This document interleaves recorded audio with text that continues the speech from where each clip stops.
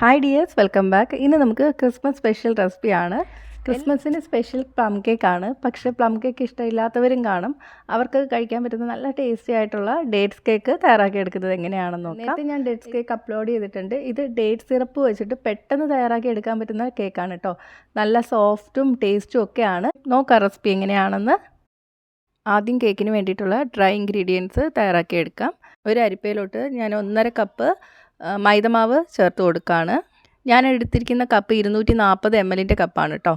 ഇനി ഇതിലോട്ട് 1.5 teaspoon baking powder, 1/2 teaspoon baking സോഡയും ചേർത്ത് കൊടുക്കാം. ഒരു നുള്ളു ഉപ്പ്, ഇതെല്ലാം കൂടെ ചേർത്തിട്ട് നന്നായിട്ടൊന്ന് അരിച്ചെടുക്കാം. ഇതുപോലത്തെ അരിപ്പയിലാണ് അരിക്കുന്നതെങ്കിൽ 3 പ്രാവശ്യം അരിച്ചെടുക്കുക. ഞാൻ നേരത്തെ അപ്ലോഡ് ചെയ്ത കേക്കിൻ്റെ വീഡിയോയിലൊക്കെ വേറൊരു അരിപ്പ് വെച്ചിട്ടാണ് അരിച്ചെടുക്കുന്നത്. ആ അരിപ്പാണെങ്കിൽ ഒരു പ്രാവശ്യം അരിച്ചെടുത്താൽ മതി. അത് കേടായിപ്പോയി, അതുകൊണ്ടാണ് ഇതിൽ അരിച്ചെടുക്കുന്നത്. ഇനി ഇത് മാറ്റി വയ്ക്കാം. ഇനി ഒരു പാത്രത്തിലോട്ട് 3 മുട്ട പൊട്ടിച്ചൊഴിക്കുക. കേക്ക് ഉണ്ടാക്കാൻ എടുക്കുന്ന എല്ലാ ചേരുവകളും റൂം ടെമ്പറേച്ചറിലായിരിക്കണം, അല്ലെങ്കിൽ കേക്ക് നേരെ പൊങ്ങി വരില്ല. അപ്പോൾ മുട്ടയും പാലും ഒക്കെ 3-4 മണിക്കൂർ മുന്നെയെങ്കിലും ഫ്രിഡ്ജിൽ നിന്ന് എടുത്ത് പുറത്ത് വയ്ക്കുക.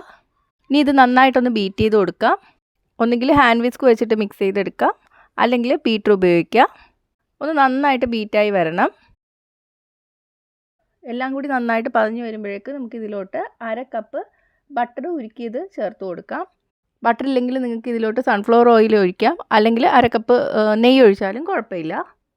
വെളിച്ചെണ്ണ ഉപയോഗിക്കരുത്. 1/4 കപ്പ് പാല്, നോർമൽ ടെമ്പറേച്ചറിലുള്ള പാലാണ്. ഇതെല്ലാം കൂടി ചേർത്തിട്ട് നന്നായിട്ടൊന്ന് ബീറ്റ് ചെയ്തെടുക്കാം. ഇനി ഇതിലോട്ട് നമ്മൾ 1 കപ്പ് ഡേറ്റ് സിറപ്പാണ് ചേർത്ത് കൊടുക്കുന്നത്. നമ്മൾ മധുരത്തിന് വേണ്ടിയിട്ട് ഡേറ്റ് സിറപ്പ് മാത്രമേ ചേർക്കുന്നുള്ളൂ. നേരത്തെ മാവ് അളന്നെടുത്ത് അതേ കപ്പിൽ തന്നെയാണ് ഡേറ്റ് സിറപ്പ് അളന്നെടുത്തിരിക്കുന്നത്. ഇതെല്ലാം കൂടി നന്നായിട്ട് മിക്സ് ചെയ്തെടുക്കാം. 1/2 ടീസ്പൂൺ വിനാഗിരി ഇല്ലെങ്കിൽ 1/2 ടീസ്പൂൺ നാരങ്ങ നീര് ചേർത്താലും മതി. ഇത് ഞാനിപ്പം മറന്നുപോയതുകൊണ്ടാണ് ഈ ടൈമിൽ ചേർക്കുന്നത്. നേരത്തെ ബട്ടറൊക്കെ ചേർത്തില്ല, ആ സമയത്ത് തന്നെ ഇതും ചേർത്താൽ മതി. എല്ലാം മിക്സായി വന്നിട്ടുണ്ട്. ഇനി ഇതിലോട്ട് നമ്മൾ നേരത്തെ അരിച്ച് വെച്ചിരിക്കുന്ന മാവ് പകുതിയായിട്ട് ചേർത്ത് കൊടുക്കാം. ഒരു സ്പാച്ചില വെച്ചിട്ട് നന്നായിട്ട് മിക്സ് ചെയ്യുക. മിക്സ് ചെയ്യുമ്പോൾ ഒരേ ഡയറക്ഷനിൽ തന്നെ മിക്സ് ചെയ്യണം കേട്ടോ. ബാക്കി പകുതിയുള്ള മാവും കൂടി ചേർത്ത് കൊടുക്കാം.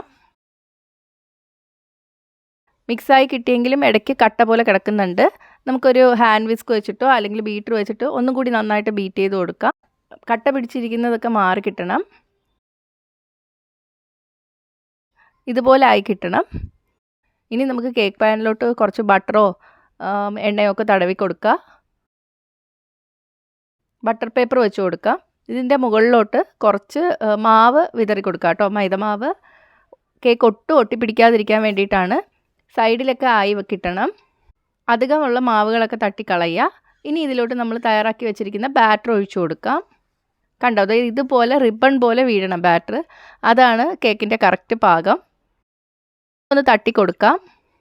എയർ ബബിൾസ് ഒക്കെ ഉണ്ടെങ്കിൽ പോയി കിട്ടാൻ വേണ്ടിയിട്ടാണ്. ഇനി നിങ്ങൾക്ക് ഇത് ഒന്നുകിൽ സ്റ്റൗ ടോപ്പിൽ വെച്ച് ബേക്ക് ചെയ്തെടുക്കാം, അല്ലെങ്കിൽ ഓവനിൽ വെച്ച് ബേക്ക് ചെയ്തെടുക്കാം. സ്റ്റൗവിൽ വെച്ചിട്ട് എങ്ങനെയാണ് ബേക്ക് ചെയ്തെടുക്കേണ്ടതെന്ന് കുറേ കേക്കിൻ്റെ റെസിപ്പിയിൽ ഞാൻ അപ്ലോഡ് ചെയ്തിട്ടുണ്ട്. ഞാൻ താഴെ ഒരു ലിങ്ക് കൊടുത്തേക്കാം, ശർക്കര കേക്ക് ഉണ്ടാക്കുന്നത് എങ്ങനെയാണെന്നുള്ള റെസിപ്പിയിൽ.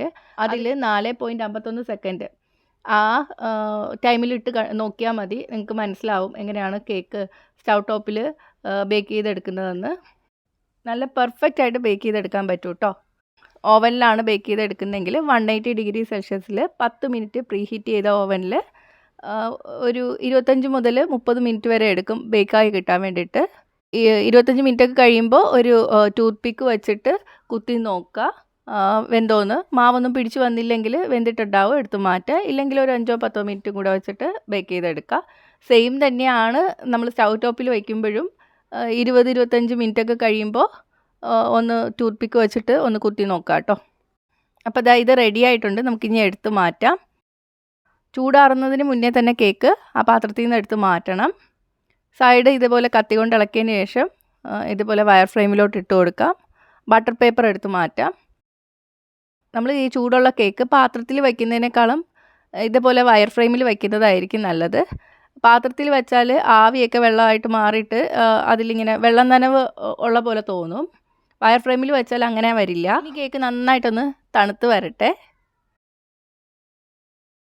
അപ്പോൾ കേക്കൊക്കെ ചൂടൊക്കെ മാറി വന്നിട്ടുണ്ട്. ഇനി നമുക്ക് കട്ട് ചെയ്ത് നോക്കാം. നല്ല സോഫ്റ്റ് ആയിട്ടുള്ള കേക്കാണ് കേട്ടോ. ഞാൻ എന്താ കണ്ടോ പ്രസ് ചെയ്ത് കാണിച്ചു തരാം. നല്ല ടേസ്റ്റുമാണ്. ഇവിടെ കുട്ടികൾക്കൊക്കെ പ്ലം കേക്കിനേക്കാളും ഏറ്റവും ഇഷ്ടം ഈ ഡേറ്റ്സ് കേക്കാണ്. നമ്മൾ ഡേറ്റ്സ് കുതിർത്തിട്ട് കേക്ക് ഉണ്ടാക്കി എടുക്കുന്നതിൻ്റെ അത്ര കഷ്ടപ്പാടുമില്ല, പെട്ടെന്ന് തയ്യാറാക്കി എടുക്കുകയും ചെയ്യാം, നല്ല ടേസ്റ്റുമാണ്. അപ്പോൾ ഈ ക്രിസ്മസിന് ഇതുപോലെ ഒന്ന് ട്രൈ ചെയ്ത് നോക്കാം കേട്ടോ. ട്രൈ ചെയ്തിട്ട് നിങ്ങളുടെ അഭിപ്രായം കമൻറ്റ് ചെയ്യുക. ഇഷ്ടമായെങ്കിൽ ലൈക്കും ഷെയറും ചെയ്യുക, ഇഷ്ടപ്പെട്ടില്ലെങ്കിൽ ഡിസ്ലൈക്കും ചെയ്യുക. കൂടുതൽ റെസിപ്പികൾക്കായിട്ട് ചാനൽ ഇതുവരെ സബ്സ്ക്രൈബ് ചെയ്തിട്ടില്ലെങ്കിൽ സബ്സ്ക്രൈബ് ചെയ്യാനും മറക്കല്ലേ. അടുത്തൊരു റെസിപ്പി ആയിട്ട് കാണാം. ബൈ.